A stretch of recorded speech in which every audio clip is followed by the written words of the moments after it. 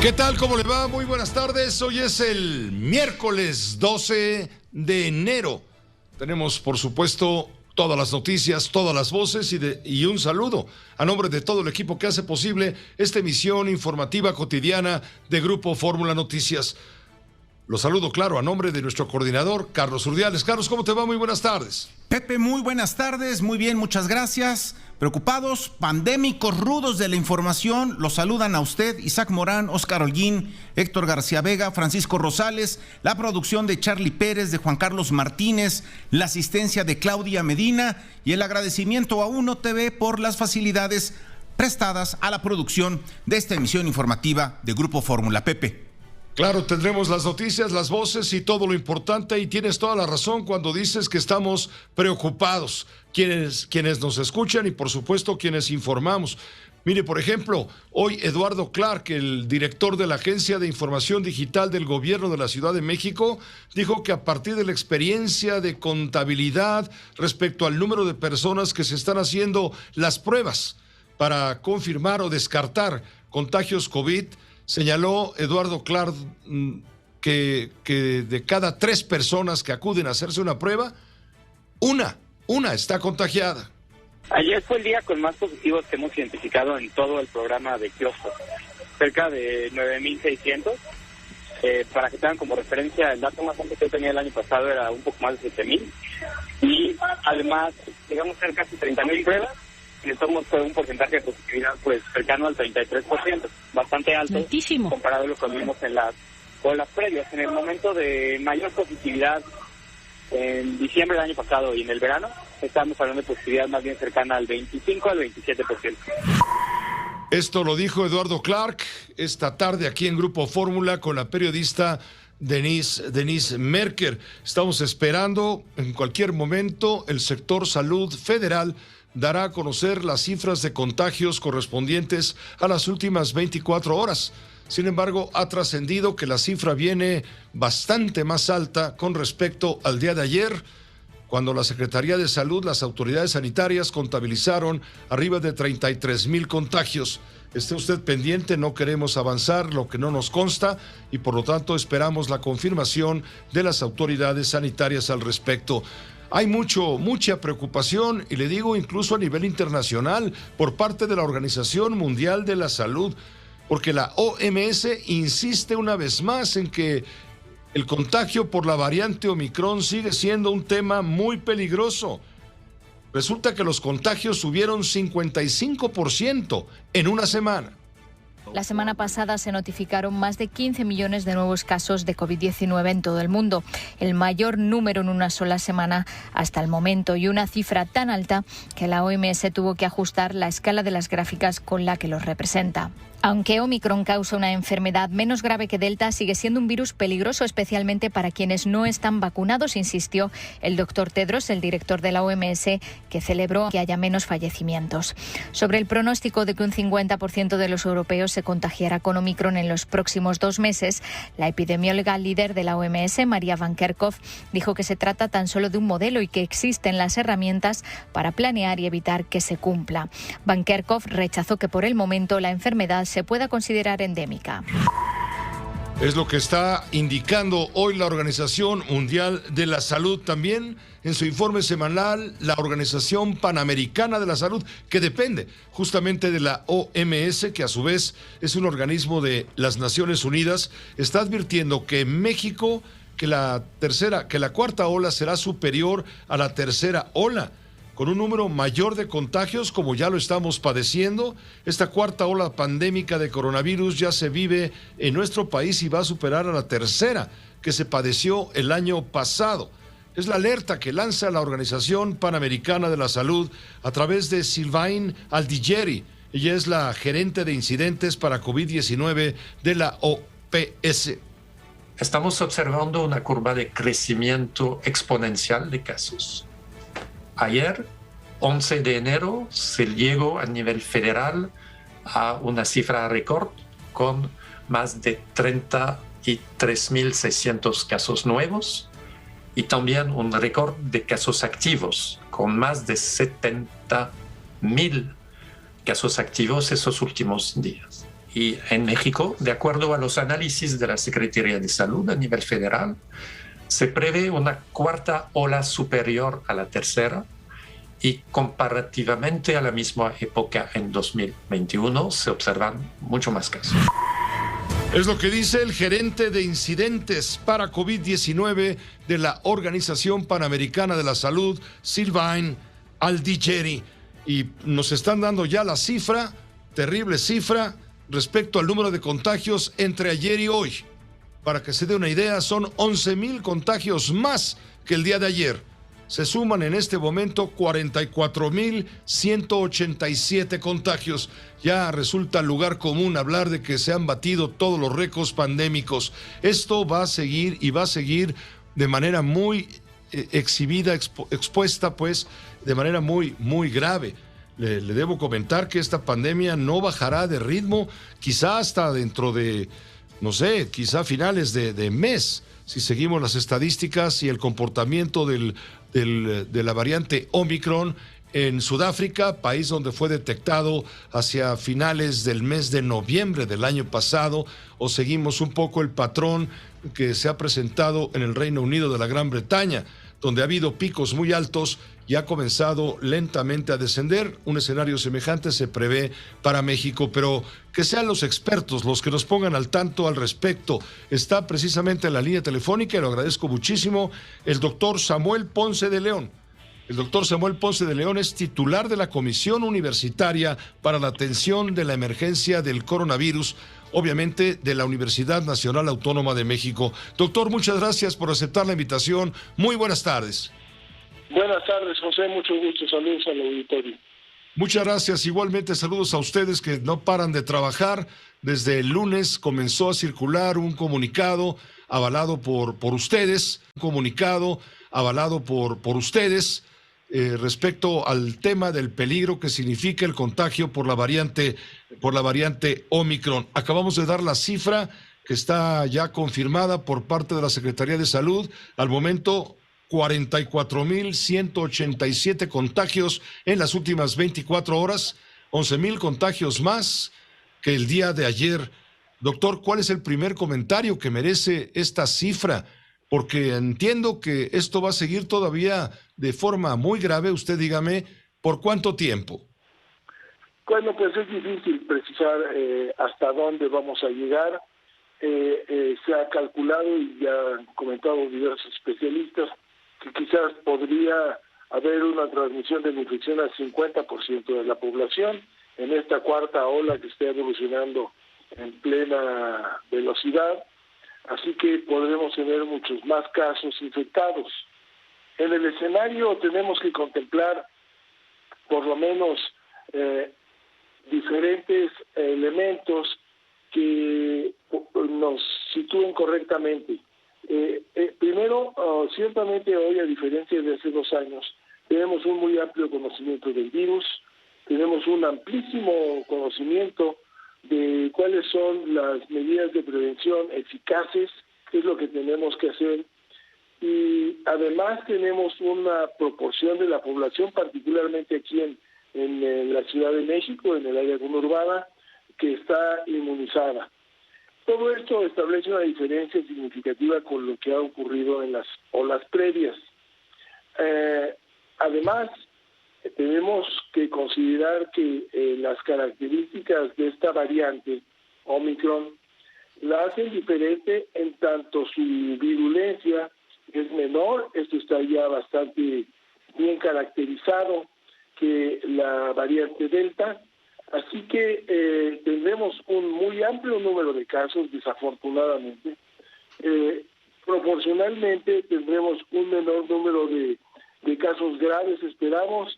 Sin embargo, es muy probable que ante la rapidez del crecimiento y la extensión de la infección rapidísima, vayamos a tener saturación de los servicios hospitalarios. Esperemos que la mortalidad no tenga un impacto mayor que la que ha tenido en olas previas. Es posible que no sea así. Ustedes explicaban en la comunicación avalada por la Universidad Nacional Autónoma de México, doctor Ponce de León, explicaban que a partir del primer contagio, del contagio cero, ocurrido en Wuhan, hacia finales de 2019 y hasta el momento con la variante Delta y la variante Omicron, hay una capacidad de transmisión del virus extraordinariamente eficiente. Incluso usted llegó a decir que se transmite con tanta facilidad como el sarampión. Sí, y se transmite muy rápidamente y de hecho su impacto es un poco mayor que el del sarampión porque la velocidad en la que ocurren los contagios es mayor, en virtud de que sarampión a lo largo de 12 días es como se va transmitiendo, y en cambio Omicron transmite un contagio de 3 a 4 personas en un lapso mucho más breve. Entonces cuando va sumando 3, 4 y cada uno 3, 4 y cada uno 3, 4, el número exponencial crece muy rápidamente. Eso es lo que explica esta pues propiamente a luz de casos que está ocurriendo, y en este escenario lo que es fundamental comunicar evidentemente la magnitud, los números, la velocidad de crecimiento, pero la importancia de que la ciudadanía cumpla correctamente con todo lo que hemos aprendido a lo largo de estos 2 años, que cumpla con utilizar su cubrebocas correctamente, bien colocado en todos los momentos que sea necesario, mantener distancias, mantener ventilación, mantener los cuidados elementales, evitar reuniones si es posible, y si alguien se siente enfermo que se mantenga en su casa, entendiendo que será conveniente de repente tener alguna prueba, pero no es necesario tenerla. En este momento tenemos que asumir que el altísimo número de infecciones es causado por COVID.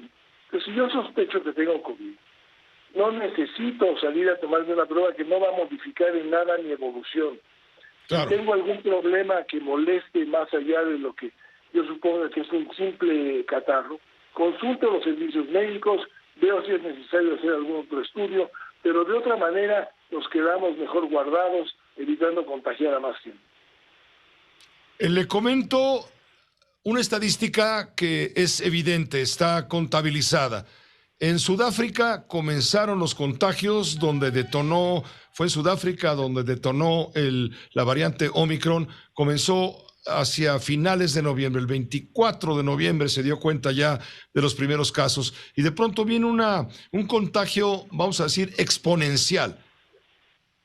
Crecieron los contagios en una cantidad sorprendente, unos 23,000 diarios o algo así en Sudáfrica.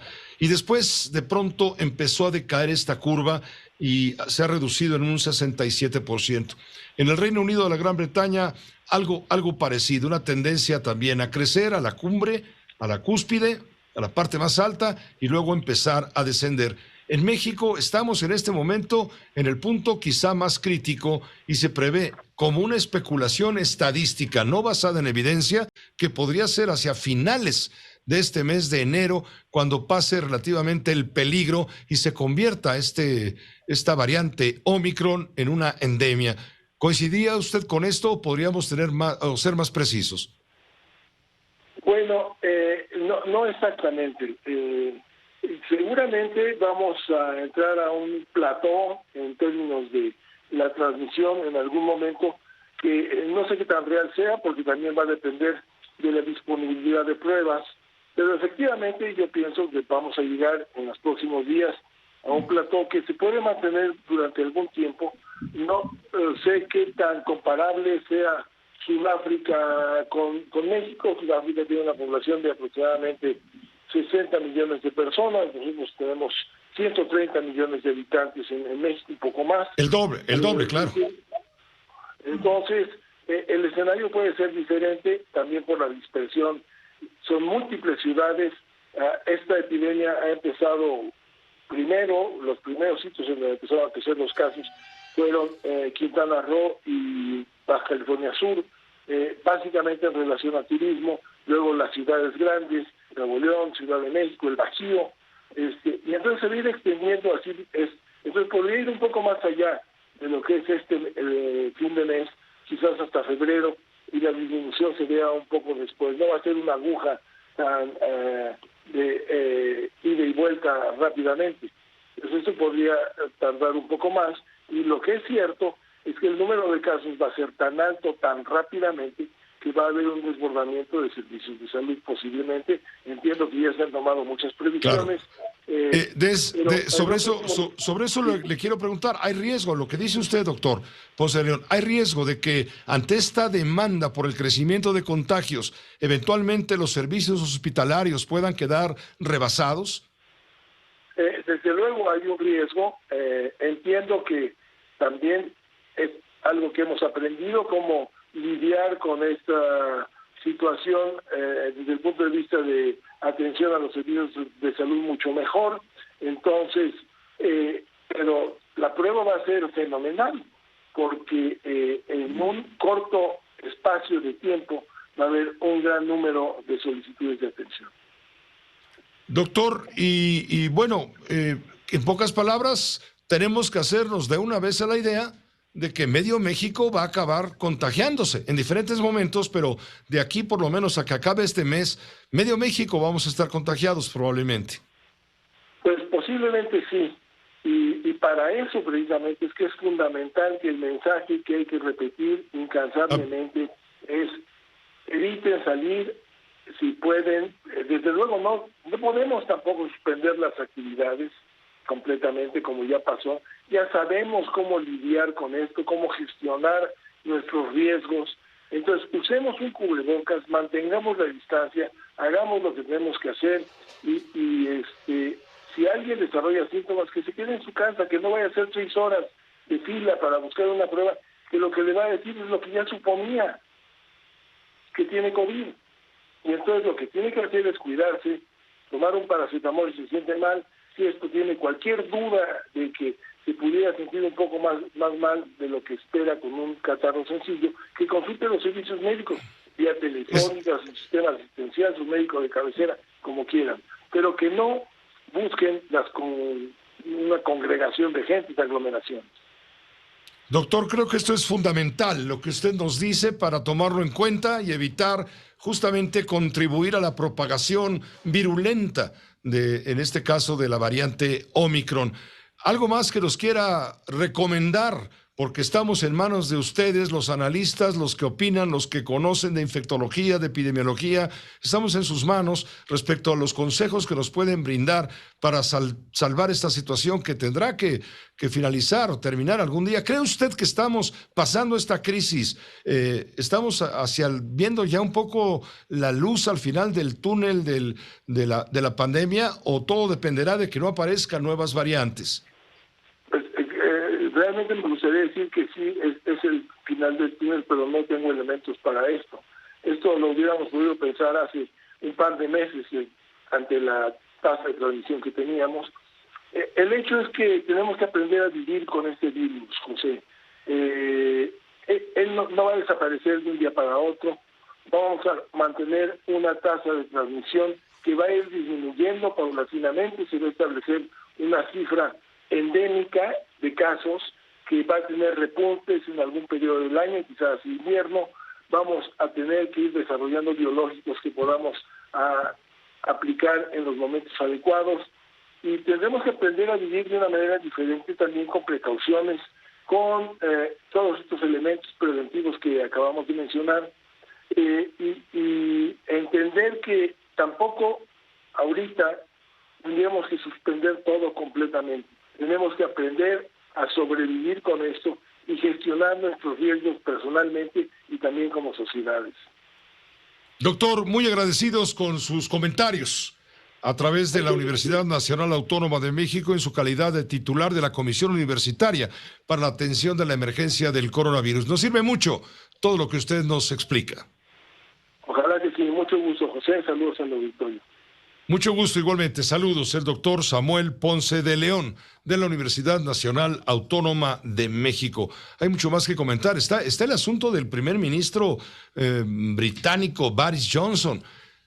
Al primer ministro Boris Johnson, que siempre aparece despeinado. Bueno, en el año de 2020, por ahí de mediados, en el verano, se le ocurrió ir a una reunión una reunión multitudinaria en época de confinamiento y contagio, dando un pésimo ejemplo. Bueno, pues sus adversarios políticos lo tienen en la mira, incluso está en riesgo su gobierno. Hay quienes quieren que renuncie porque fue un irresponsable. Esto es parte de lo que está sucediendo en el Reino Unido de la Gran Bretaña. Es el momento político más difícil que vive Boris Johnson. Por ahora cuenta con el apoyo de su partido, el Partido Conservador, pero lo cierto es que algunas han empezado a abrir la puerta para una posible consulta sobre si debe seguir o no como el jefe del Partido Conservador y por ende el primer ministro. El jefe del Partido Laborista de Oposición y los nacionalistas escoceses han pedido que Johnson renuncie de un paso al costado porque no tiene la autoridad moral para seguir liderando el país, pero es poco probable que lo haga. Sí, Johnson ha pedido disculpas hoy en el Parlamento por romper la ley que él mismo creó, pero lo cierto es que han sido unas disculpas a medias. Aseguró que se trató de un evento de trabajo cuando en el correo electrónico de invitación enviado por su propio secretario privado era evidente que se trataba de un evento social. Es clave en este momento para la permanencia de Johnson en su cargo la investigación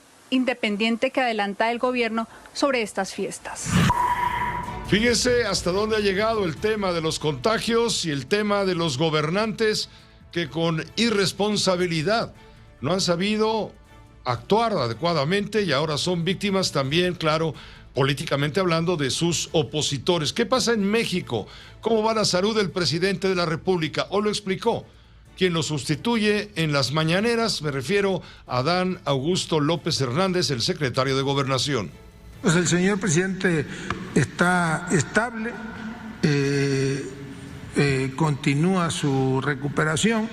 Hasta ahora pues el estado de su salud es óptimo, nada más pasando pues esta etapa del contagio. ¿Se podrá dar lo que decía el secretario Alcocer ayer a pregunta de Hans Salazar, de que el lunes o martes podría estar de regreso el presidente López Obrador? Bueno, yo espero que el presidente se recupere totalmente y el lunes o antes pudiera estar ya presencialmente en las oficinas. Tampoco pues vamos a acelerar un proceso de salud que es normal, y él continúa al pendiente de todo y pues conduciendo al país. Fue lo que explicaba esta mañana temprano el secretario de Gobernación, Adán Augusto López Hernández. También le informo que finalmente, y después de algunos días de retraso, inició la vacunación de refuerzo a maestros en varios estados del país. Vamos contigo, Sara Pablo. Esto es muy importante porque la comunidad del sector educativo pues es enorme. Estamos hablando de más de, en este caso de los profesores, más de 270,000. Te escuchamos. Así es, Pepe, ¿cómo estás? Muy buenas tardes. Por lo pronto, en la conferencia mañanera que ya escuchábamos, se encabezó por encargo del presidente López Obrador, el secretario de Gobernación, Adán Augusto López Hernández. Se hicieron 4 enlaces en diversas entidades del país donde inició justamente esta vacunación para personal docente. La secretaria de Educación Pública, Delfina Gómez, estaba en Puebla, y ahí, bueno, pues se informó que se van a aplicar 2.686.320 dosis para personal docente. Ya en estos días, pues todos los maestros y demás trabajadores del sector educativo se están preparando. Por lo pronto hoy se hicieron estos enlaces con el gobernador de Puebla, Miguel Barbosa, con la jefa de gobierno de la Ciudad de México, Claudia Sheinbaum, a quien por cierto pues veíamos entrevistar a uno de los profesores en el TEC. Estuvo también en este enlace Rutilio Escandón, el gobernador de Chiapas, y Alfonso Durazo, gobernador de Sonora. El llamado de las autoridades a los integrantes del personal educativo pues es que se vacunen, porque dice la secretaria de Educación Pública, por supuesto, esto ayudará a un regreso seguro a las actividades escolares presenciales. Esto fue parte de lo que ocurre en la conferencia. Ya están aquí nuestros maestros esperando el proceso de vacunación, y esto es con la finalidad, como lo ha establecido nuestro presidente, la prioridad que se tiene para este regreso a clases, que sea de manera segura, y una de las formas es tener seguro a nuestro personal que va a estar dentro de ese proceso educativo. Gracias por permitirnos tener esta comunicación, gracias a la Federación que viene y otorga este gran apoyo de refuerzo a los trabajadores de la educación. Es una de las sedes en donde se están vacunando profesores, personal educativo, profesoras, personal administrativo, intendencia, todos los que trabajan en escuelas, desde preescolar hasta posgrado en la Ciudad de México. Se vacunaron en su primera dosis 283,000. Desde Chiapas, el gobierno del estado es un aliado de la implementación de las políticas públicas del gobierno de la República. Y hoy que arrancamos con el refuerzo de la vacunación. Señor secretario de Gobernación, un saludo con todo nuestro aprecio, nuestro respeto y nuestro agradecimiento al señor presidente. Saludos para todos quienes nos siguen en esta transmisión. Ahora bien, ¿qué tienen que llevar los integrantes de este sector educativo? Un formato impreso del comprobante de refuerzo de vacunación contra el virus para que ahí quede asentado el certificado de vacunación contra el COVID, el comprobante de registro a su primer vacunación, y recordemos que se está aplicando la vacuna Moderna, estas vacunas que fueron donadas por la propia farmacéutica. También el secretario de Gobernación, Adán Augusto López, dijo que se prevé que el próximo lunes inicie la vacunación de refuerzo para las personas mayores de 40 años, Pepe. Pues muchas gracias. A propósito, la jefa de gobierno, Claudia Sheinbaum, anunció un poco más tarde, Sara Pablo, que se había hecho la prueba, que salió negativa y que no hay ningún problema. Te pongo lo que dijo y cómo lo dijo. Ya me hice la prueba, soy negativa. Dio negativo. Bueno, el que no dio negativo fue el gobernador del estado de Durango, el panista José Rosa Saizpuro. Está contagiado. Deseamos, como a cualquiera de los mexicanos que en este momento está contagiado, desde luego pronto restablecimiento y las menores consecuencias posibles después de estos contagios. Somos muchos miles de mexicanos. Hoy 44,000, ya no redondeó la cifra, 44,000 contagios nada más en las últimas 24 horas. Si lo multiplicamos por 20, como ayer nos proponía el doctor Alejandro Macías, investigador nivel 3 del Sistema Nacional de Investigadores, él es infectólogo de la Universidad de Guanajuato. Si multiplicamos por 20, pues sáquele. Estamos hablando de 700,000 contagiados reales. Lo que pasa que con la constancia son 40,000, 43,000, 44,000, pero reales, arriba de 600,000, 700,000 contagiados hay en este momento. Cuídese por favor. Gracias, Sara, como siempre, por esta colaboración. Hasta luego, Pepe, muy buenas tardes. Gracias, hasta luego, muy buenas tardes. Dejamos por el momento el tema. Si me permite, hacemos una pausa muy breve y regresamos para hablar con usted sobre el tema de la venta de Citibanamex.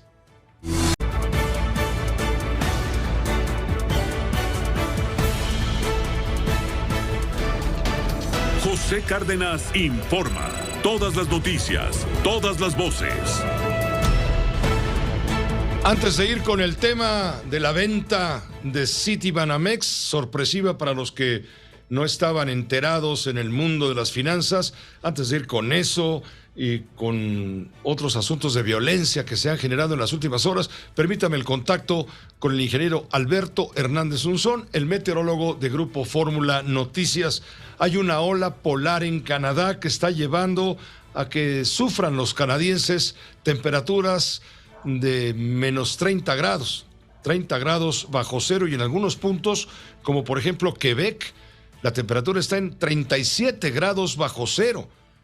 Y claro, Alberto Hernández Unzón tiene las razones, las explicaciones y la información de lo que ocurre en territorio nacional. Alberto, muchos saludos, muy buenas tardes, estamos en vivo. ¿Qué tal, Pepe? Muy buenas tardes. Bueno, aparte de las cuestiones respiratorias, ahora hay que cuidarse prácticamente en todo el Norteamérica, Canadá, Estados Unidos y México, de esta intensa masa aire polar. Todavía sigue cubriendo gran parte Norteamérica, como bien comentas, el norte de Quebec, 37 bajo cero, también en Ontario, entre 28 bajo cero y 30 bajo cero. En Estados Unidos, el área de Nueva York está prácticamente también a la víspera de una intensa masa aérea ártico que comenzará a partir del domingo, Pepe. Domingo, lunes, esta masa de aire ártico proveniente del norte de Canadá nuevamente generará temperaturas muy, muy bajas. De hecho, las advertencias por este sistema de tormentas invernales estará afectando lo que es desde la costa este de Estados Unidos, el área de Carolina, hasta Nueva York y Boston, el día domingo, y el lunes hacia lo que es Terranova y toda la costa este de Canadá, Pepe. Se esperan velocidades de viento arriba de 110 kilómetros por hora desde el área precisamente de Nueva York hasta el área de Boston. Y en lo que es Terranova, en la costa este de Canadá, 130 kilómetros por hora. Así que se esperan intensas nevadas también desde las Dakotas hasta prácticamente el área de los Grandes Lagos allá en Chicago. Y en México, Pepe, seguirán las bajas temperaturas por debajo de 5 grados centígrados en las próximas horas en zonas del Valle de México, por supuesto Tlaxcala, Puebla, Hidalgo, lo que es también hacia la sierra de San Luis Potosí, hacia el área también de Nuevo León, y entre Coahuila y Ciudad Juárez se espera también la llegada de este frente frío que va a ser también muy fuerte a partir del fin de semana. El sábado estará ahí afectado desde Ciudad Juárez hasta Piedras Negras, y el domingo ya se va a escurrir prácticamente en todo el centro del territorio nacional, Pepe. Se espera un norte nuevamente arriba de 75 kilómetros por hora durante el domingo y lunes, así que un marcado descenso de temperatura nuevamente, Pepe. Pues muchas gracias, vaya información, nada halagüeña desde el punto de vista de la salud, porque pues estos fríos tremendos también contribuyen a que nos sintamos cada vez peor. Súmale los contagios, el peligro, etcétera. Pues estamos un poco, digamos, empezando el año, nos están ahorcando el lunes, para decirlo de manera muy coloquial. Que estés muy bien, cuídate mucho, tápate bien. Igualmente, Pepe, y también un comentario, al contrario de lo que está pasando en el hemisferio norte, en Argentina se están registrando temperaturas de 47 grados centígrados, en Buenos Aires 41 grados centígrados, rompiendo el récord histórico, en Uruguay 45 grados y en Paraguay 43 grados centígrados. Esto definitivamente es la oscilación del Atlántico, el Atlántico Norte. Te acordarás mucho de la película Un día después del mañana. Es precisamente esta oscilación de cambio climático la que está afectando toda la zona, precisamente tanto del hemisferio norte como del hemisferio sur, Pepe. Muy buen apunte y muchas gracias, Alberto Hernández Unzón, como siempre. Un fuerte abrazo. Fuerte abrazo, hasta luego. Hasta luego. Antes de ir con más información, déjeme hacer una pausa breve para no dar luego a las carreras y regresamos con el tema de lo que está pasando en la Suprema Corte, donde ya uno de los ministros dio positivo a COVID también. Hablo del ministro Jorge Mario Pardo Rebolledo. En un momento. Acaba de terminar el informe de labores del ministro presidente de la Suprema Corte de Justicia, Arturo Saldívar. Y en este contexto, el propio ministro Saldívar anunció el contagio del ministro Jorge Mario Pardo Rebolledo, positivo a COVID, se ha informado. Juan Antonio Jiménez, ¿cómo te va? Muy buenas tardes. Gracias, Pepe, muy buenas tardes. Y como bien lo señalas, la Suprema Corte de Justicia de la Nación resolverá con independencia y autonomía el caso de Laura Morán y Alejandra Cuevas, quienes son acusadas de haber participado en el homicidio de Federico Gertz, hermano del actual fiscal general de la República, Alejandro Gertz Manero. Así lo dio a conocer el ministro presidente Arturo Saldívar. En conferencia de prensa señaló que tras el incidente ocurrido el lunes pasado en una universidad privada en donde los hijos de Alejandra le pidieron justicia, dijo que él los escuchó y los miró a los ojos, que comprendió su dolor y se comprometió a que la Suprema Corte actuará conforme a derecho. Insistió en que este caso será resuelto con cuidado, con responsabilidad y con seriedad. En ese sentido, dio a conocer que será el ministro Alberto Pérez Dayán quien haga la ponencia al respecto y que se discutirá en el Pleno, por lo que les reiteró a Alonso y Ana Paula Castillo Cuevas que tengan confianza en el máximo tribunal. Asimismo, aclaró que quien solicitó la atracción de la Corte en este caso fue Alejandro Gertz Manero y fue de manera particular y no en calidad de fiscal general de la República. Vamos a escuchar lo que dijo Arturo Saldívar. Para dejarlo más allá de cualquier duda, lo atrae la Corte para que se resuelva de una vez, se resuelva bien y quede claro que no se resolvió por ninguna influencia de nadie y que obviamente no podría haber ningún tema de corrupción ni de otro tipo.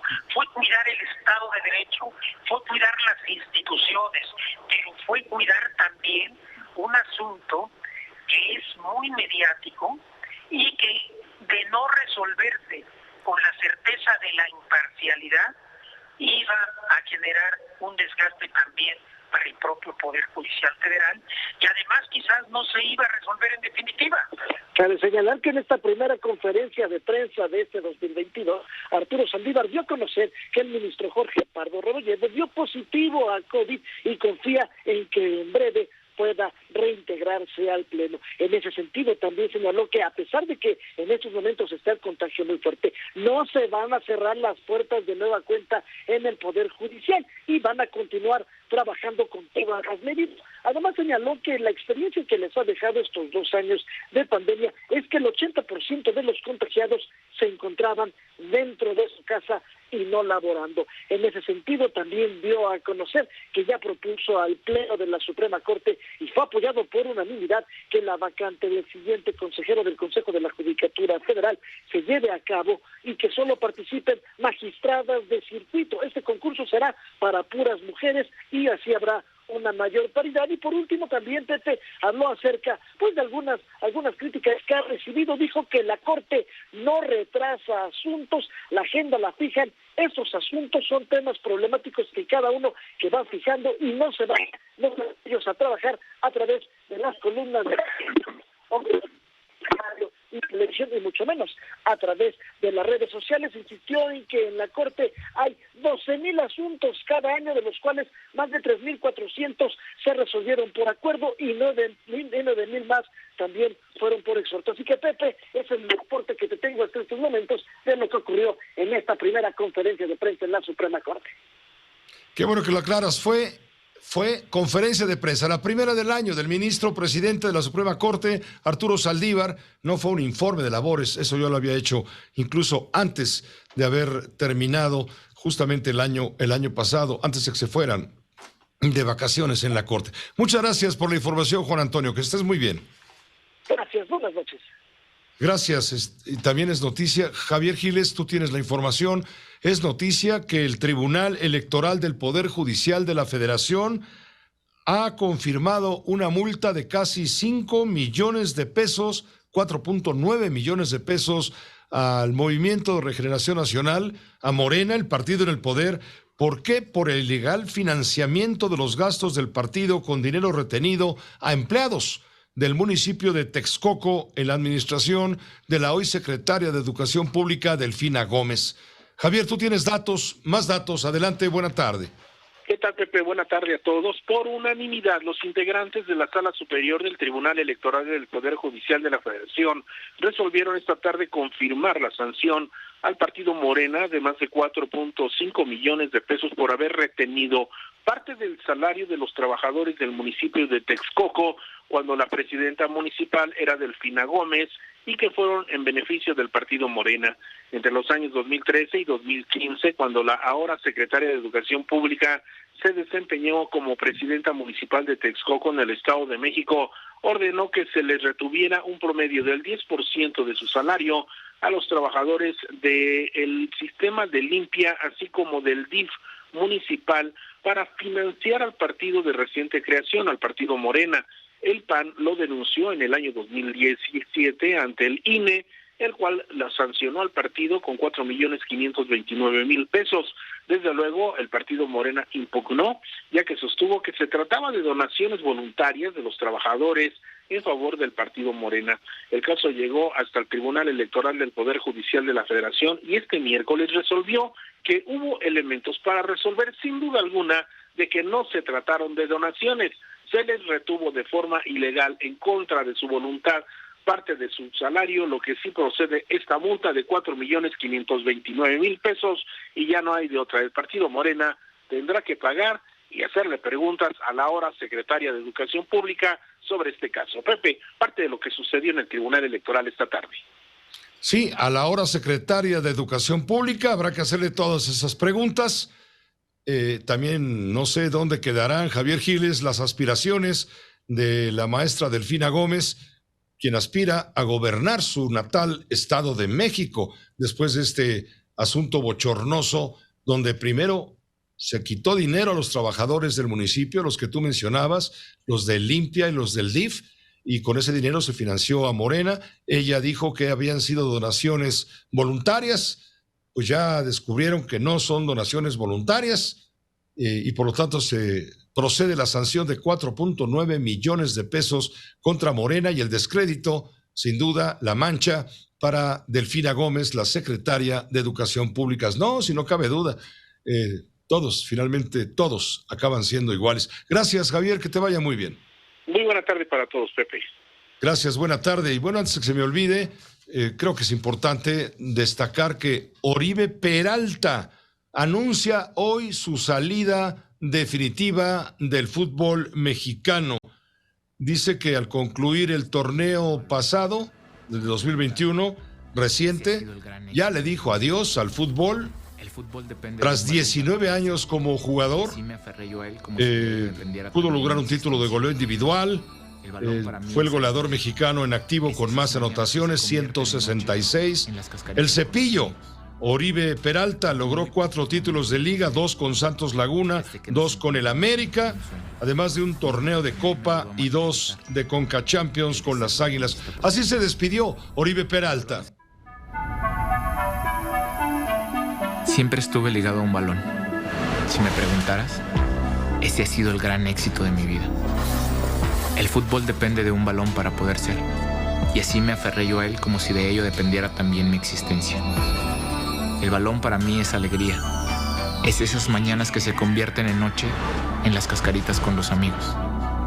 Recuerdo muy pocos momentos lejos de él. Desde que nos encontramos me entregó un sueño, mismo que también me ayudó a materializar: el de ser futbolista profesional. El balón ha sido mi confidente y mi compañía incondicional. Ha compartido conmigo cada una de las camisetas que he tenido el honor de portar, manteniéndose fiel y estoico mientras me escuchaba hablarle de mi felicidad, lo mismo que cuando le contaba mis frustraciones y mis batallas. En su rol de maestro ha sido severo, ha retado como nadie mi resistencia. Es además la causa de los golpes más dolorosos que he recibido en mi cuerpo y de las caídas más graves que he sufrido, que lejos de ser las que me han tumbado en el campo de juego, han sido aquellas producto de esa debilidad que a veces te deja encarnar, como para ver y hacerte ver de qué estás hecho en realidad. Pero de todos sus papeles, el que más le agradezco es el de ser mi amigo. Fue gracias a un balón que encontré mi rumbo, que descubrí mi misión, y que he tenido el regalo de conectar con millones de personas que comparten conmigo la misma pasión. La de verlo reventar en el fondo de la red, erizándonos la piel y estallando en gritos de gol. Hoy que el silbato marca un cambio de juego que me lleva a continuar mis pasos fuera de las canchas, solo puedo decirte gracias. Gracias por siempre recordarme que tanto en el fútbol como en la vida, el mayor rival a vencer es uno mismo, y que las más grandes victorias se cosechan cuando te diviertes, porque todo es un hermoso juego. Hoy que yo tomo un nuevo rumbo, tú sigues rodando, querido amigo.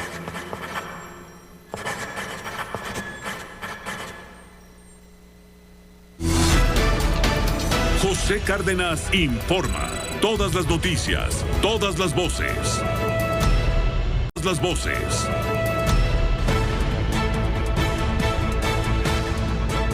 Bueno, pues vaya que ha alzado polvo, ruido, escándalo, molestia, el tema y claro, vergüenza también y dolor, la muerte, el asesinato del alcalde de Xochocotla en el estado de Morelos. Esto ocurrió el día de ayer. El alcalde llevaba bajo esa responsabilidad 10 días apenas de haber tomado posesión y ahora esto está sumamente revuelto. Hoy en la ceremonia para sepultarlo en el Panteón, resulta que apareció una manta en contra del gobernador del estado. Tenemos comunicación con Uriel Carmona Gándara, el fiscal general del estado de Morelos, a quien le agradezco mucho, como siempre, tomar en cuenta nuestra llamada. Fiscal, ¿qué tal? Muy buenas tardes. ¿Qué tal, Pepe? ¿Cómo estás? Buenas tardes a tu auditorio, a tus órdenes, como siempre. Gracias, Uriel. Hoy el gobernador del estado, Cuauhtémoc Blanco, ha dicho que el fiscal debe ponerse a trabajar para aclarar todo lo que ha acontecido. Te pongo tal y como lo dijo el gobernador y esperando, claro, tu respuesta. Pues dolido por lo que pasó. Ojalá y ahora sí el fiscal se ponga a investigar. Creo que así van muchísimos casos. Es un caso, creo que todos los casos son importantes, pero estamos dolidos, enojados por esta situación, pero esperemos que el fiscal se ponga a trabajar y se esclarezca este caso, ¿no? Porque es algo impactante para todos los morelenses. ¿Se pondrán todo a disposición del gobierno del estado para que se pueda esclarecer este asesinato? Pues eso le toca al fiscal, como te mencioné, el fiscal tiene que investigar. Ha habido muchos casos que el fiscal no ha hecho bien las cosas, entonces esperemos que el fiscal investigue y que salgan estos personajes que le hicieron daño al ahora fallecido el presidente municipal de Xochocotla. Se refiere a la muerte de Benjamín López Palacio, presidente municipal de Xochocotla. Hoy en la ceremonia luctuosa, le digo, en el Panteón, se colocaron 2 mantas con un mensaje dirigido al gobernador del estado de Morelos, Cuauhtémoc Blanco, el que le está diciendo a su fiscal Uriel Carmona Gándara que se ponga a trabajar para aclarar todo esto. ¿Qué te parece, Uriel? ¿Qué te parece, fiscal? Es correcto, es nuestra obligación trabajar, lo hacemos en todos los casos y siempre tenemos el resultado con detenciones, vinculaciones a proceso y sentencias. Siempre estamos dispuestos pues a entablar comunicación con el gobernador del estado pues para que vea que los resultados ahí están tangibles. A lo mejor su equipo de comunicación pues tiene resultados son tales que el propio gobierno del estado tiene una sobrepoblación importante en los penales de Morelos y bueno, esos detenidos, esos procesados los puso hoy la Fiscalía del Estado. No puede haber un proceso penal sin la intervención del monopolio de la acción penal del Ministerio Público. Entonces tiene razón, pero nuestra postura desde la Fiscalía es trabajar en conjunto, en coordinación, en unidad. Los morelenses y las autoridades estatales y federales, efectivamente aparecieron 2 mantas en el municipio de Puente Ixtla, al sur del estado, y estamos procesando pues todo el tema forense de datiloscopía, analizando su contenido, los materiales de elaboración. Estamos haciendo el análisis del sitio de colocación de estas mantas en relación con la operación de posibles grupos delincuenciales. Estamos analizando el fraseo en la redacción de estas mantas, la sintaxis, el tipo de letra, la impresión. Es muy importante también ver si existen cámaras de seguridad público particulares que nos pudieran a conducir a las personas que las colocaron y de ahí pues determinar quiénes son los responsables de la colocación de estas mantas. Y bueno, nosotros no hacemos en la Fiscalía juicios de valor, no juzgamos a nadie desde el punto de vista moral o político. Nosotros vamos a hacer nuestro trabajo de manera imparcial y objetiva y es la garantía que da la garantía de la institución por cuanto hace a su autonomía constitucional. Uriel Carmona, ¿en qué punto se encuentra la investigación del crimen ocurrido ayer en contra de Benjamín López Palacio, el alcalde, presidente municipal de Xochocotla, allá en el estado de Morelos? ¿Hay algún móvil? ¿Hay sospechas? ¿Cómo va caminando? Pues mire, estamos en las primeras 48 horas de la investigación. Ahorita ya tenemos procesada la necropsia de ley y el tema de la balística. Sabemos que fue privado de la vida por disparos de arma de fuego de una pistola calibre 45. Tenemos ya avanzado los análisis de balística en relación con otras carpetas para determinar si esa arma de fuego fue utilizada en algún otro evento, en otro caso aquí en el estado fuera del mismo. Entonces, ahorita es prematuro hablar del móvil, eso es lo que estamos trabajando en la Fiscalía del Estado. Y quiero decirte algo importante, fíjate que hoy en la mañana tuvimos una sesión presencial en la Mesa de Seguridad del Estado de Morelos, donde las autoridades que ahí participan, todas, incluyendo las del Ejecutivo del Estado, pues le dieron a la Fiscalía de Morelos el apoyo total en los trabajos de investigación de este caso y de todos los demás. Entonces, pues estamos trabajando juntos para lograr un resultado pronto. ¿Había una amenaza previa? ¿Había alguna sospecha de que esto podría darse?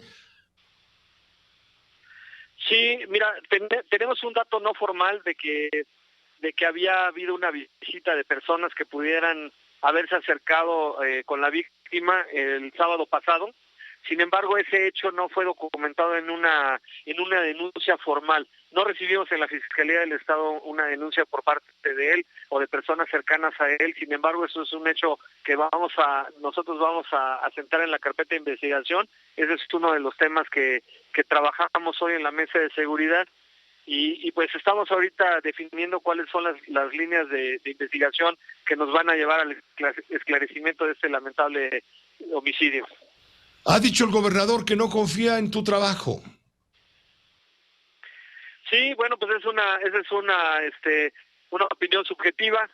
Afortunadamente nosotros confiamos en nuestro propio trabajo y los resultados ahí están constantemente publicados a través de los amables medios de comunicación como el tuyo. Tenemos muchísimas detenciones, vinculaciones a procesos, sentencias que hemos comunicado.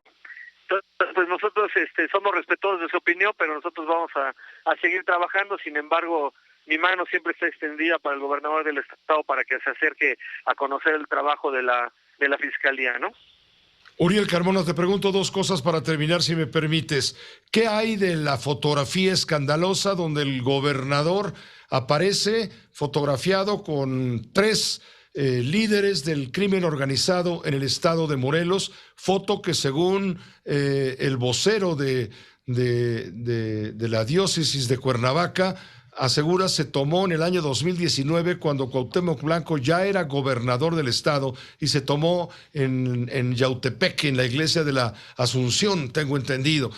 ¿Cómo ha avanzado ese punto y cómo va avanzada, la segunda pregunta, la investigación en torno al ataque en contra de Gabriel Domínguez Barrios, el juez tercero del distrito, juez federal, quien fue asaltado y baleado en compañía de su hijo en Jiutepec, Morelos, también en días recientes? Pues mira, por cuando hace la fotografía que mencionas, pues una gráfica fotográfica por sí misma no constituye la comisión de un delito. El día de hoy recibimos en la Fiscalía General del Estado una denuncia por parte de algunos legisladores de Morelos, donde se nos exige al Ministerio Público Estatal pues tomar conocimiento de estos hechos que tienen que ver con esas imágenes y otras mantas que han sido colocadas en estos días. Nosotros vamos a intervenir en estricto uso de las facultades y limitaciones que tenemos conforme a la Constitución, y si resulta que hay un indicio o un hecho que sea de nuestra competencia, pues entonces tendremos nosotros que entrar en la investigación. Si no es así, pues también tendremos que decretar lo conducente o remitir las constancias, remitir las actuaciones a las autoridades ministeriales federales, como es la Fiscalía General de la República. Acá en la Fiscalía de valor no podemos adelantar nada, tendremos que ser imparciales y objetivos. Y por cuanto hace al tema del juez federal, pues darte cuenta, y a tu amable auditorio, que tenemos ya 2 personas detenidas, una vinculada a proceso y otra en espera de que así sea. Ese asunto, pues ese caso está resuelto. Tenemos ya un avance. Hoy precisamente el señor ministro presidente de la Corte nos hizo un reconocimiento público a nuestro trabajo en la Fiscalía del Estado, y así es como van a caminar los asuntos en Morelos. Pues muchas gracias Uriel, gracias fiscal por permitirnos esta comunicación con la audiencia de Grupo Fórmula. Pepe Cárdenas, siempre a la orden, buenas tardes. Gracias, muy buenas tardes, que te vaya muy bien, estaremos en contacto. Uriel Carmona Gándara, fiscal general de justicia en el estado de Morelos, luego de lo que sucedió con el asesinato del presidente municipal. Apenas llevaba 10 días en el cargo el presidente municipal Benjamín López Palacio, allá en Xochocotla, en el estado de Morelos. Y cómo va el asunto de la fotografía escandalosa, donde aparece Cuauhtémoc Blanco con un grupo de delincuentes, uno de los cuales ya falleció en una riña, etcétera. Y bueno, también en el México violento le informo que fueron asesinadas 10 personas en las últimas 24 horas en Baja California en distintos hechos. Tenemos la comunicación con mi compañera Rocío Galván en este momento. Te saludo, Rocío, te escuchamos. ¿Qué tal, Pepe? Te saludo con gusto. Con el incendio de una tercera unidad de la Fiscalía General del Estado, ya son 3 en una semana, y el ataque a policías municipales este miércoles sigue pues en esta ola de violencia que azota la ciudad de Tijuana. Las muertes violentas son una constante y bueno, decirte que hasta ayer martes la Fiscalía General del Estado había contabilizado 51 muertes, la mayoría hombres, solamente 3 casos mujeres. El lunes fueron ultimados 10 hombres, mientras que en la mañana de ayer martes 2 hombres más fueron ejecutados, y este miércoles fue ejecutado un empleado de Total Play frente a sus propios compañeros, y hay otra persona que fue asesinada. Ese es el panorama de la información policíaca aquí en Tijuana. Pepe, te mando un abrazo. Igualmente, gracias, con todo el afecto, Rocío Galván. En un momento más vamos a hacer contacto con la presidenta municipal de Tijuana, Montserrat Caballero.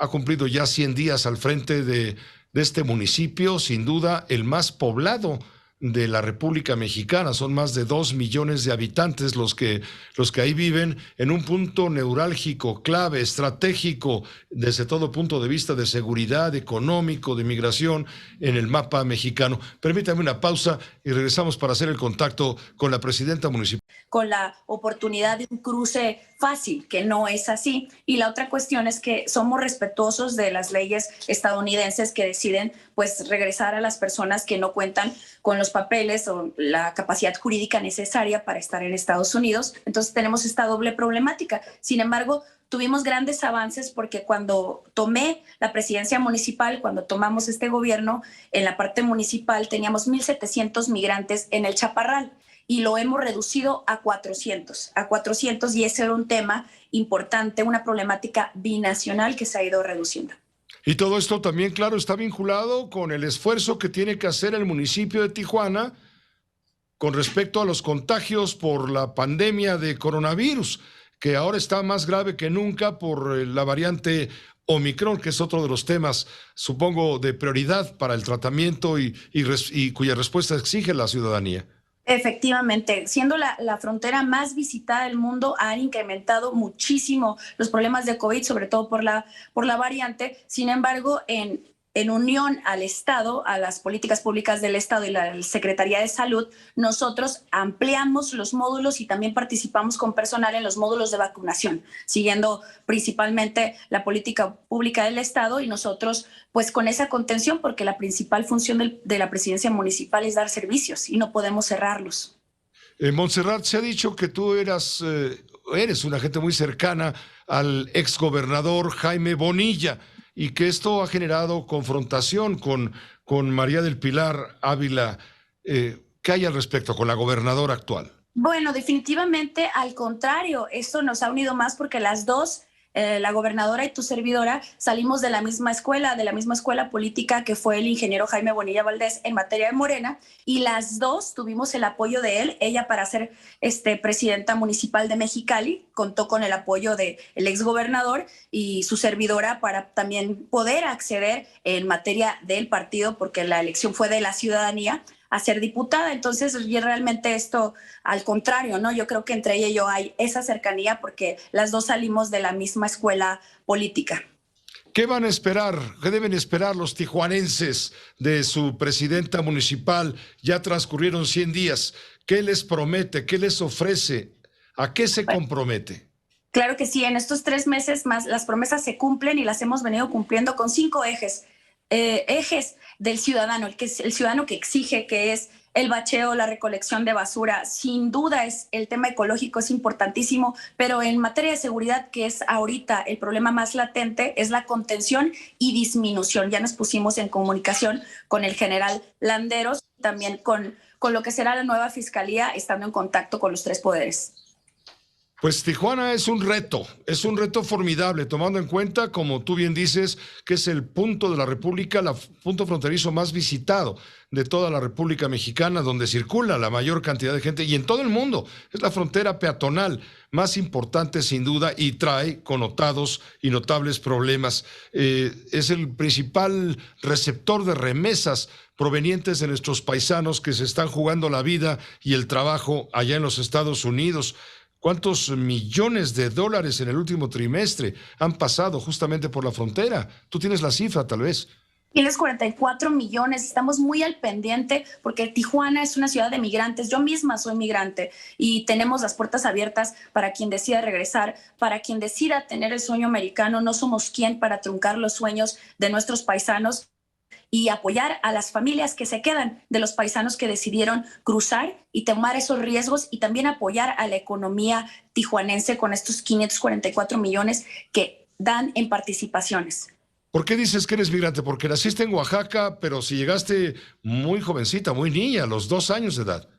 Claro que sí, yo represento a la comunidad migrante. Yo nací en Oaxaca, mis orígenes son oaxaqueños, sin embargo mi representación es ese migrante que llega con sueños a otro lugar y que logra desarrollarse con oportunidades. Por eso yo les ofrezco a los tijuanenses oportunidades, seguridad, oportunidades y sin duda bienestar.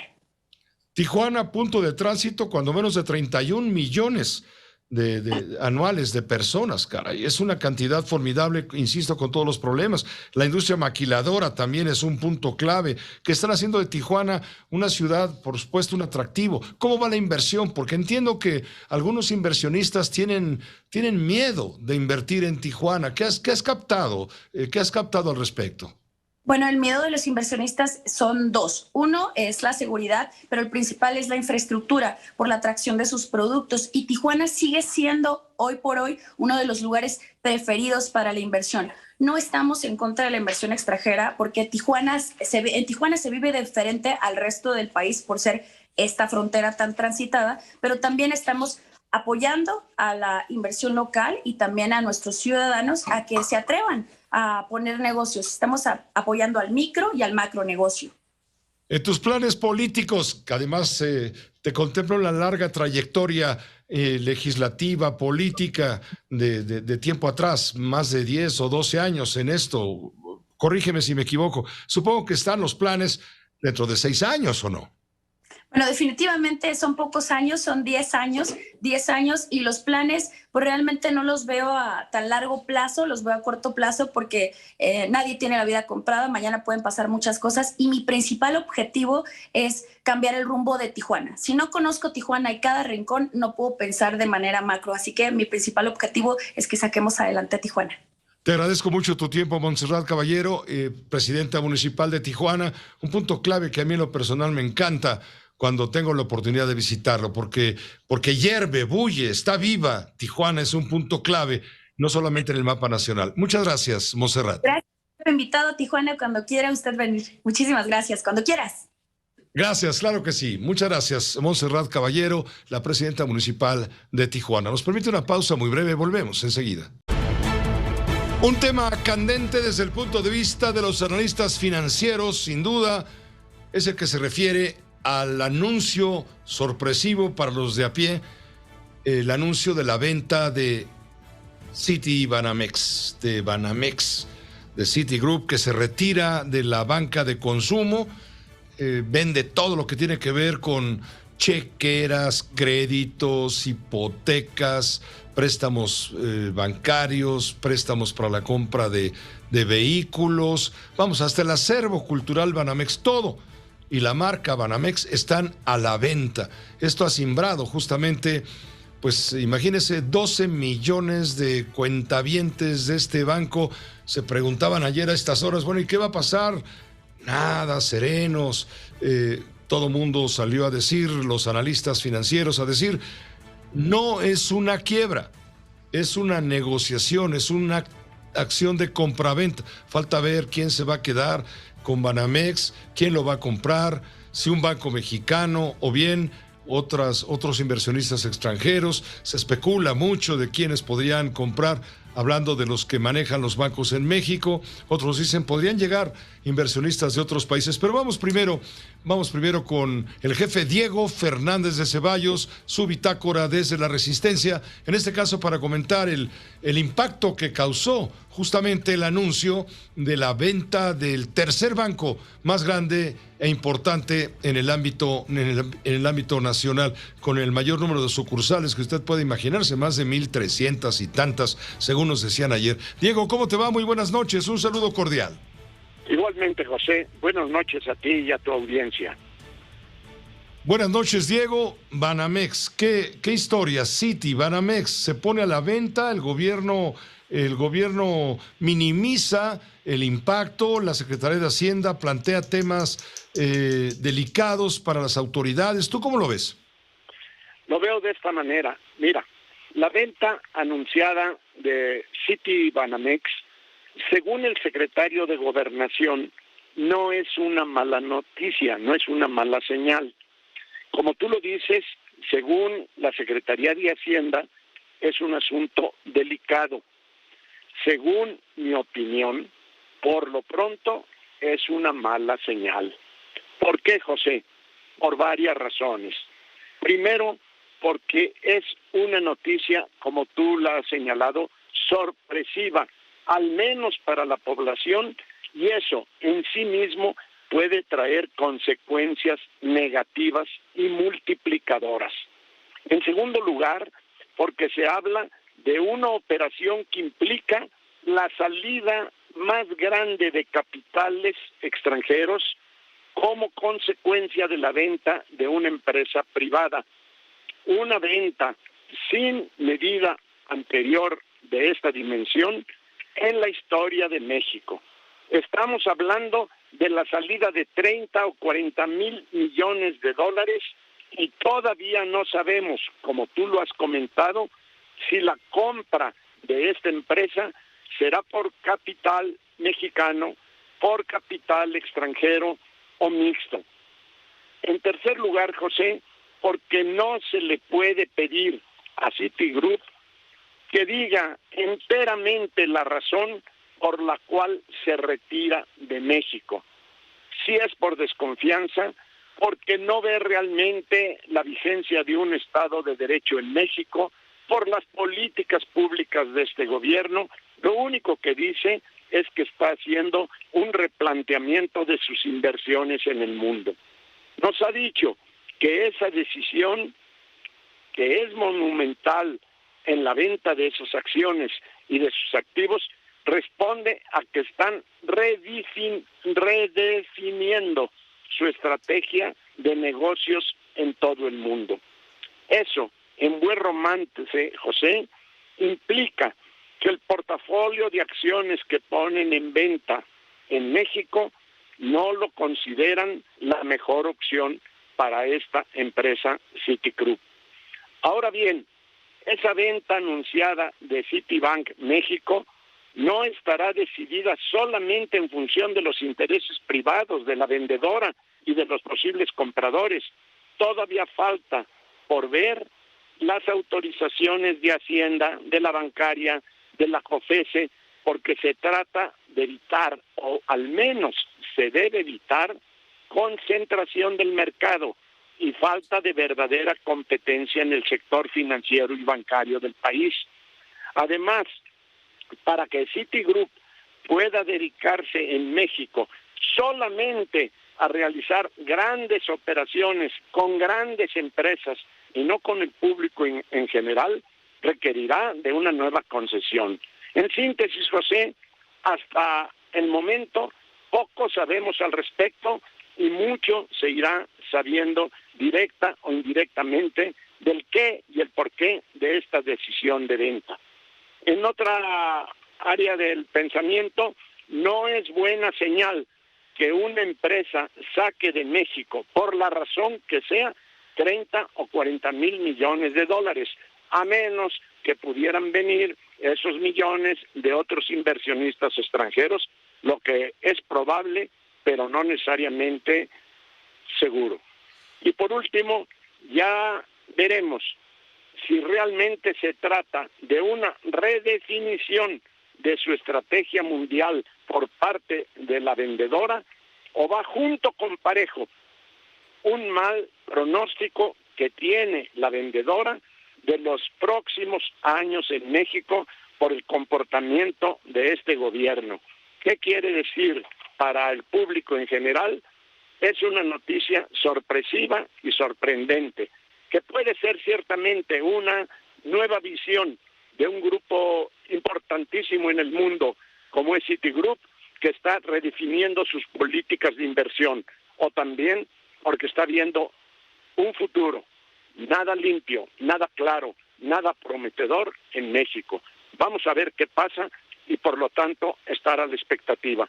Sí creo que a los inversionistas como cuentavientes del banco no tendrán problema, porque nuestra legislación y los nuevos compradores tendrán que responder a cada uno de los depositantes, a cada uno de los clientes, a cada una de las personas que solo verán cómo cambian las acciones de propietario y no necesariamente que se vayan a afectar sus intereses, José. Muchas gracias Diego por tu apunte. A ti, con todo mi afecto. Adiós.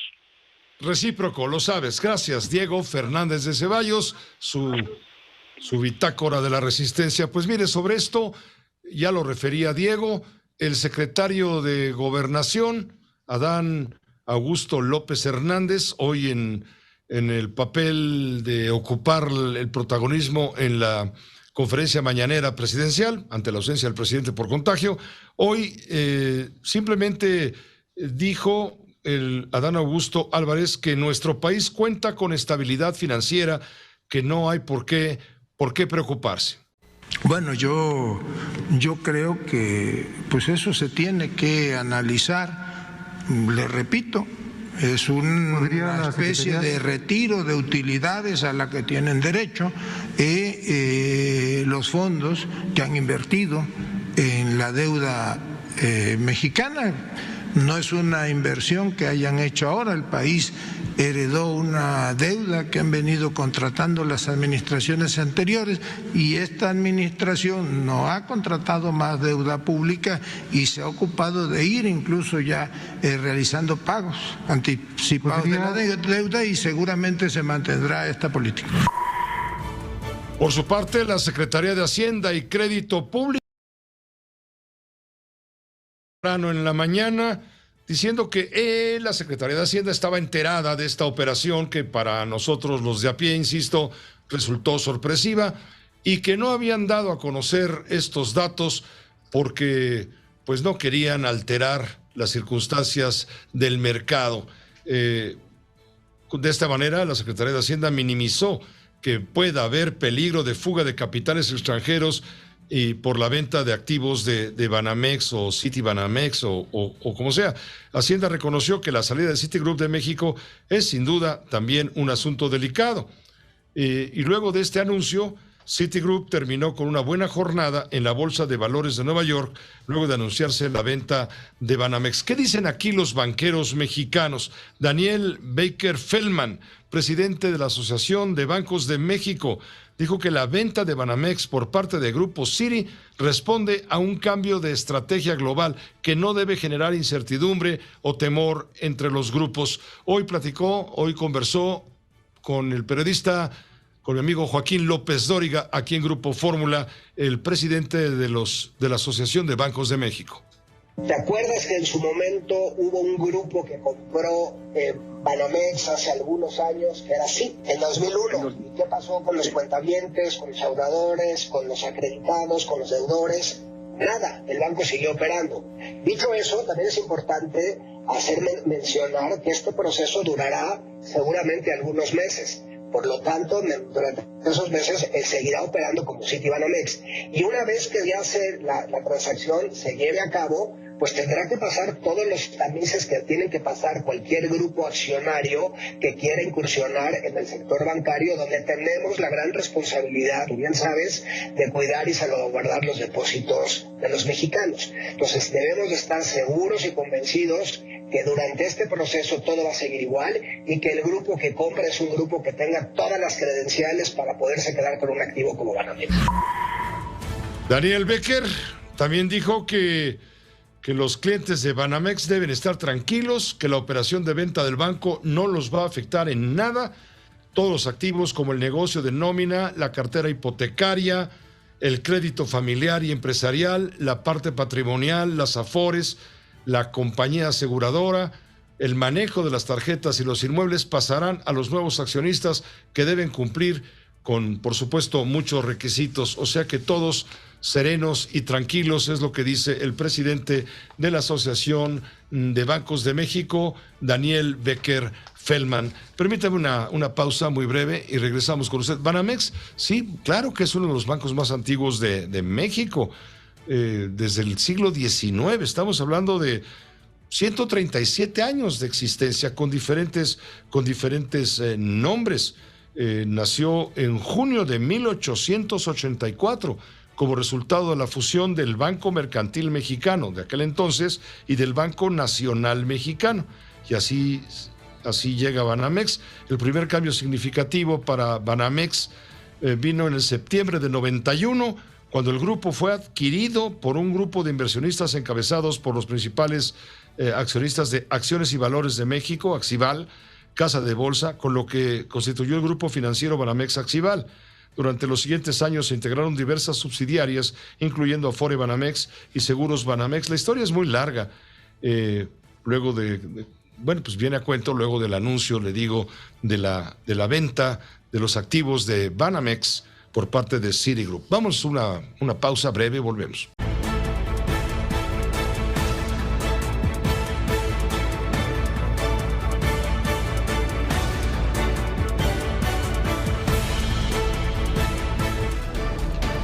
José Cárdenas informa. Todas las noticias, todas las voces. Tenemos ahora un enlace con el doctor Carlos Elizondo Mayer Serra. Los de adelante corren mucho, los de atrás se quedarán. Y creo, Carlos, que el tema obligado tiene que ver, gira en torno, pues, al anuncio de la venta de Banamex o de Citibanamex o como sea el corporativo.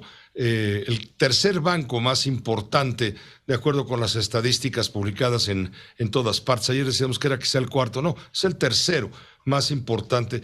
¿Qué implica para la Secretaría de Hacienda, para las finanzas? ¿Cómo estás leyendo esta operación donde Citigroup en Nueva York está diciendo es por un cambio de estrategia que vamos a dejar, digamos, la banca común y corriente, vamos, de los cuentavientes? Estamos hablando de 12 millones de cuentavientes o 12,5 millones de cuentavientes por lo menos, de un banco que, pues si se vende en 14, 15 mil millones de dólares, pues a lo mejor es buen precio. No sé, ¿cómo lo ves tú? Mira, Pepe, buenas tardes. En efecto, es un tema importante que la Secretaría de Hacienda tiene que monitorear, y lo ha dicho con toda corrección. ¿Por qué tiene que monitorear? Porque estamos frente a un actor muy importante en el sistema financiero. Una de las ventajas que tiene hoy México es que sus bancos están bien capitalizados, bien regulados, y pues tiene que hacerse la venta con mucho cuidado para evitar que caiga en manos de algún grupo, que concentre demasiado poder o que no tenga todas las capacidades bancarias para manejar bien el negocio. Pero yo creo que es cierto la razón que está esgrimiendo Citibanamex o Citibank respecto a la venta de Citibanamex. Desde hace algunos meses, Pepe, habían anunciado que se iban a salir de la banca comercial en varios países para concentrarse en la banca de inversión. Y cuando uno ve los números de lo que vende y gana Citibanamex respecto a otros mercados donde está, otros productos en los que está Citigroup, sí es claro que la banca comercial no es lo más rentable. Y además, Pepe, por el tipo de banco en que se ha ido definiendo Citigroup en un banco sobre todo de inversión, pues tiene muchos problemas de manejar este monstruo de banca comercial que le quedó en México por una estrategia que viene del pasado, más la regulación tan estricta en Estados Unidos. Y lo que tú puedes ver es que cuando se privatizaron los bancos, cuando fueron nada más recomprados por grupos extranjeros, el entonces Bancomer y Banamex eran muy parecidos. Siempre las métricas son difíciles porque estás midiendo utilidades, activos, préstamos, etcétera. Y hoy pues, hay un claro desequilibrio. Se volvió el tercero o cuarto grupo, superado por Santander, el antiguo Banca Serfín, que era mucho más pequeño. Banorte está ahí pisando los talones. Entonces, ciertamente no ha sido para ellos la inversión más rentable. Supongo que el clima del país también afecta en algo la decisión, pero creo que lo fundamental es una redefinición del negocio, algo que a veces nos cuesta entender por cómo, digamos, son los grupos mexicanos muy extendidos, muchas veces con poco foco, pero lo que los negocios en muchos lugares del mundo te indican es que cuando pones el foco en una cosa, que es lo que sabes hacer mejor, tu margen operativo, tu utilidad puede subir y están, creo, en un momento donde le pueden sacar, como decías tú, Pepe, un buen valor a la acción. Recordemos que fue la gran transacción en su momento, la transacción más importante que había hecho Citibanamex en un país de América Latina cuando compró esto, pues ya hace más de 20 años, y en ese entonces pagó por ahí de $12,000 millones por el control del entonces Banamex. 15,000 es mucho o poco, eso lo tendrán que decir los expertos, es un pedazo nada más. Incluye también, como se ha discutido, la Afore de Citibanamex también sería puesta en venta. Es un negocio que ha ido perdiendo interés para los inversionistas, se ha ido regulando de forma muy dura en las comisiones.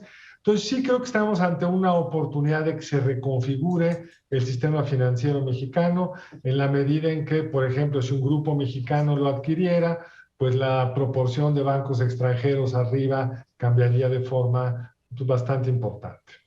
Pues gracias, Carlos, por poner el punto, el acento, pues, en esta parte.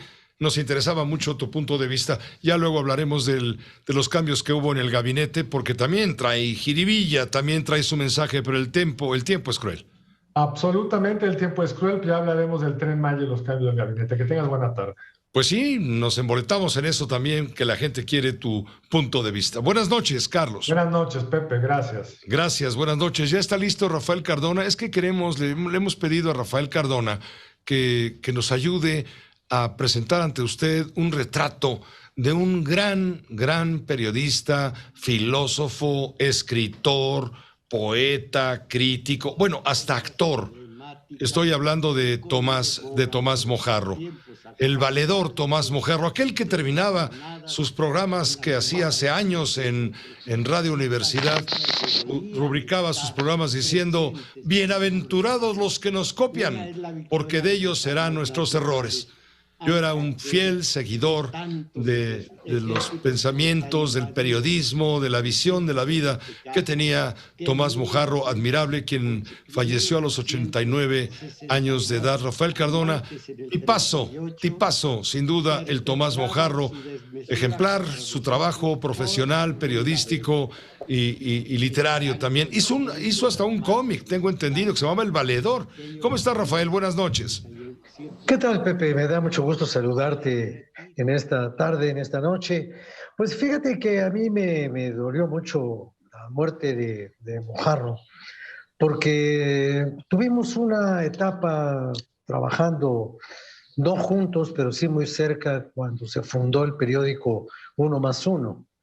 Y entonces Mojarro tenía ahí unas colaboraciones que no tenían mucho que ver exactamente con lo que después hizo en radio, pero que para mí forman parte de lo que fue su base crítica pública.